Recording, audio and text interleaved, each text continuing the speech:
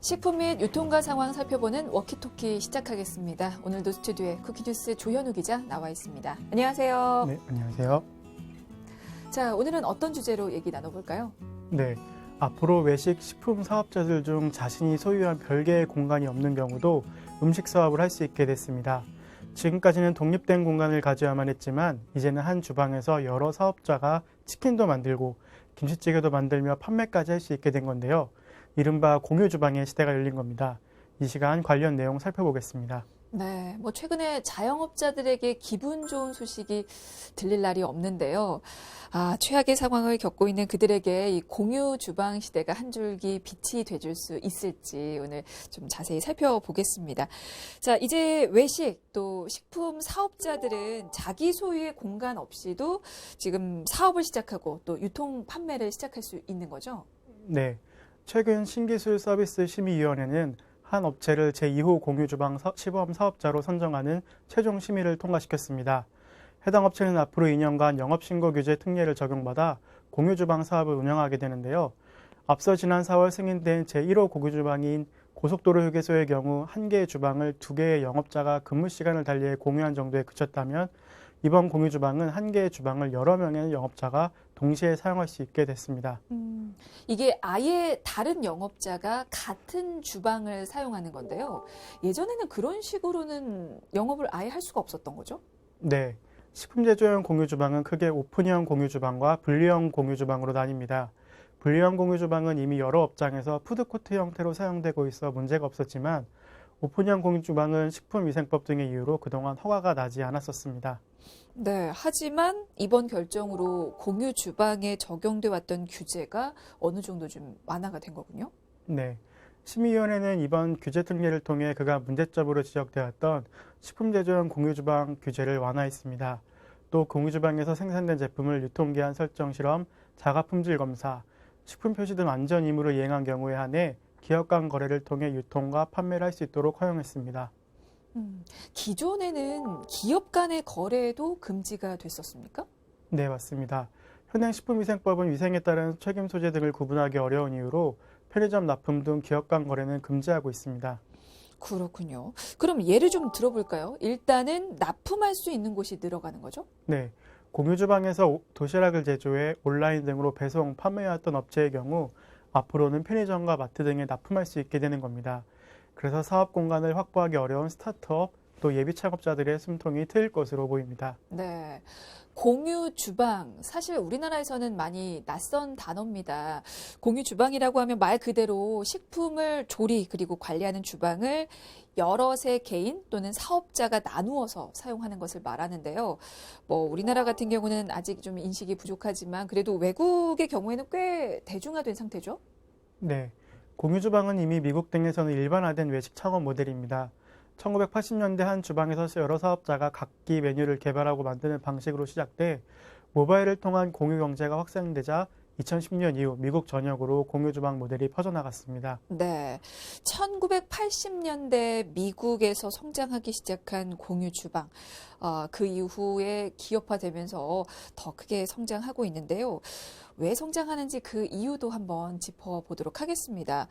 공유주방 모델이 성장하면서 일반화된 이유는 어떻게 좀 정리를 해볼 수 있을까요? 가장 큰 성장 이유는 소비자들의 구매 패턴이 오프라인에서 온라인으로 점차 바뀌어갔기 때문으로 추정되고 있습니다.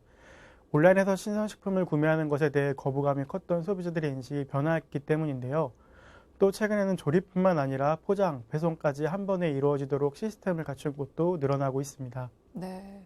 그러면 국내에서 이렇게 공유 주방이 관심을 받게 된 이유도 좀 볼까요? 2017년 국내에서 개업한 음식점의 수는 무려 18만여 곳인 반면 폐업 신고한 음식점도 16여만 곳에 달합니다.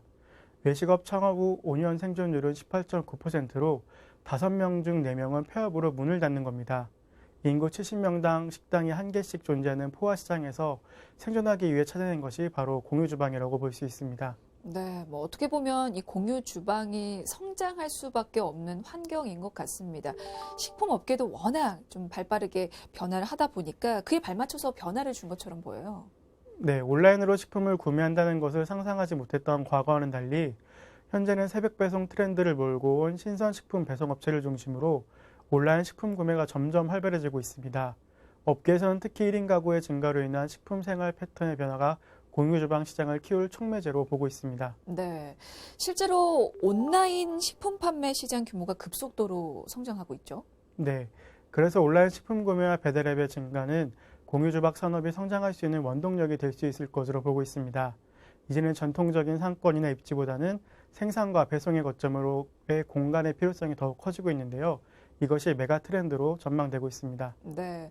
뭐 요즘에는 온라인으로 또 식품을 구매하는 소비자가 워낙 많아졌기 때문에 전반적으로 어떤 시장 상황이 또 변화하고 있는 것 같은데요. 배달 시장의 성장 역시 어떻게 보면 공유 주방 성장을 견인했다고 또 볼 수가 있을까요? 네. 업계에 따르면 국내 배달 음식 시장 규모는 지난해 기준 약 15조 원으로 배달앱 시장은 더 빠르게 성장하고 있습니다.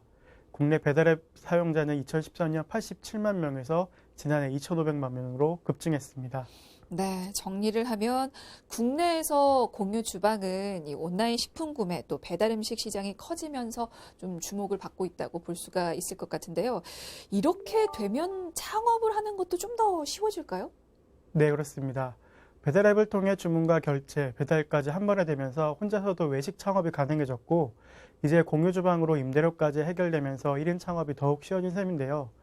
공유주방은 배달 전문 창업의 경우 창업 비용에서 큰 비중을 차지하는 권리금이나 보증금, 임대료 등을 크게 줄일 수 있어 소자본 창업에 나선 이들에게 주목받는 모델이라고 볼 수 있습니다. 네, 그러네요. 정말 적은 돈으로 창업을 하려는 1인 창업자들의 경우에는 좀 혜택을 볼 수가 있을 것 같습니다.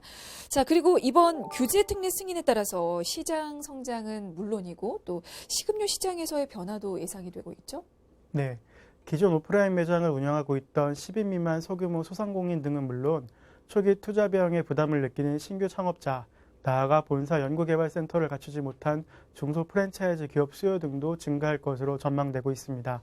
네, 뭐 어떻게 보면 식음료 생태계가 빠르게 변화하는 대한민국에서 이 공유 주방의 등장이 필연적이었다라고도 좀 볼 수가 있을 것 같은데 창업할 때 얼마나 부담을 좀 줄일 수 있을까요? 네, 업계 관계자에 따르면 일반적으로 주방을 갖춘 식당을 창업하기 위해서는 보증금과 주방 설비 등 최소 5천만 원에서 1억 원이 필요하다고 말하고 있습니다. 하지만 신규 창업자가 100제곱미터, 약 30평의 공유 주방을 이용할 경우 조리시설과 부대 비용 등 5천만 원 상당의 초기 투자 비용을 절감할 수 있게 됩니다. 네, 뭐 외식업을 준비할 때 비용 부담을 줄이려면 이 공유 주방을 고려할 수 있을 것 같습니다. 뭐 임대료와 초기 설비 투자 비용 부담도 좀 줄일 수가 있을 테니까요. 그리고 실제로 이번 특례 발표 후에 공유 주방을 이용하는 사업자들이 크게 늘어날 수 있을 것 같던데요. 어떻습니까? 네, 공유 주방 지점당 최소 20개 이상의 사업자가 영업 신고를 할 전망입니다. 그래서 식품의약품안전처는 신규 창업자들의 초기 비용 부담과 창업에 대한 리스크가 줄이는 한편 새로운 일자리 창출에도 기여될 것으로 예상하고 있습니다. 네, 뭐 앞으로는 별도의 이 생산 공간을 갖추지 않아도 개인 사업자가 공유 주방에서 음식을 만들어서 서울 전역에 또 유통할 수 있게 되는데요. 뭐 앞서서도 얘기를 했지만 공유 주방이 국내에 선보인 건 처음이 아니죠? 네, 이미 공유 주방 1호가 운영 중에 있습니다. 1호는 한국도로공사의 고속도로 휴게소 공유 주방인데요. 서울 만남의 광장 휴게소와 안성 휴게소 두 곳에 위치하고 있습니다. 시간을 달리해 주간에는 휴게소 영업업체가 영업하고 야간에는 동일한 주방 및 조리시설을 이용해 창업자가 운영하는 형태입니다. 네, 국내 첫 공유 주방은 고속도로 휴게소에서 운영이 되는군요. 그러면 운영하는 사업주에 따라서 시간을 나누어서 운영하는 겁니까? 네, 주간인 08시부터 20시까지는 휴게소 운영업체가, 야간인 20시부터 24시까지는 청년 창업자가 매장을 운영하는데요. 시각처는 청년 창업자들이 공유 주방을 사용해 초기 투자 비용 부담을 덜고 기존 영업자의 영업 노하우와 식품 안전 관리 기술을 배울 것으로 보고 진행 중에 있습니다. 이게 정말 실제로 야간에 매장을 운영하는 창업자들은 초기 투자 비용을 정말 많이 줄일 수 있을 것 같아요. 네, 서울 만남의 광장 휴게소 공유 주방은 경력 단절 이후 사회활동을 재개하는 4살 아이를 둔 엄마가, 안성 휴게소는 커피 전문점 사장을 꿈꾸는 대학교 4학년 학생이 운영하고 있습니다. 두 사람 모두 각각 공유 주방을 이용해 4,600만 원과 650만 원에 절감한 것으로 드러나 있습니다. 네. 그리고 이게 단순히 비용 절감만 되는 게 아니고 추가적인 지원도 이루어지고 있다면서요? 네, 식약처에서는 매월 관할 지자체와 위생지도, 운영상의 애로사항을 파악하는 등 지원을 아끼지 않겠다고 전했고요. 공유 주방의 안전관리 대책을 철저히 세우고 주기적으로 현장 점검과 지도를 한다는 계획도 세우고 있습니다. 네, 뭐 이렇게 이미 고속도로 휴게소 두 곳에서 공유 주방 시범 사업을 진행 중인데요. 이제 공유 주방 사업이 본격화되면 그럼 국내에서도 본격적으로 이게 공유 경제가 시작되는 것으로 봐야 될까요? 사실 공유 주방 외에도 또 다른 사업도 지정됐다고 하던데요. 어떻습니까? 네, 과학기술정보통신부가 주최한 4차 신기술 서비스 심의위원회에서 공유 주방 외에도 스마트폰 앱을 기반으로 한 택시 공유 경제를 기반으로 한 안건 모두 심의의 문턱을 넘었습니다. 특히 한 스타트업 기업이 신청한 앱 기반 자발적 택시 동승 중개 서비스는 지난 제3차 심의위원회에 보류됐지만 이번에 실증 특례로 통과됐습니다. 네. 근데 이름이 좀 긴데요. 앱 기반 자발적 택시 동승 중개 서비스. 이건 어떤 서비스입니까? 네, 스마트폰 앱으로 이동 경로가 비슷한 택시 승객이 동승 구간 거리가 70% 이상 겹칠 경우 이를 매칭해주는 식입니다. 심야 시간대에 합리적인 플랫폼 호출료를 내세운 점이 특징인데요.